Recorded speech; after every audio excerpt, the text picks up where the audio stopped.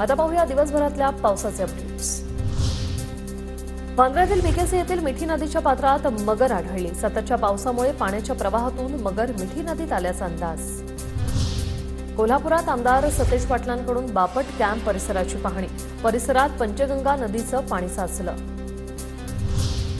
नुकसानग्रस्त भागाचे तातडीने पंचनामे सुरू होतील, कुणाचंही नुकसान होणार नाही। पुण्यातल्या नुकसानीच्या पाहणीनंतर चंद्रकांत पाटलांची प्रतिक्रिया।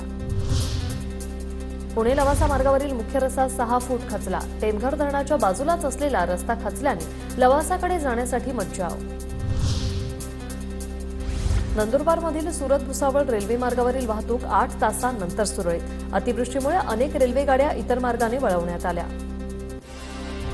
गडचिरोलीतील रान मुर्जा इथल्या तलावाचा बांध फुटल्याने पाणी शिरलं शेतात।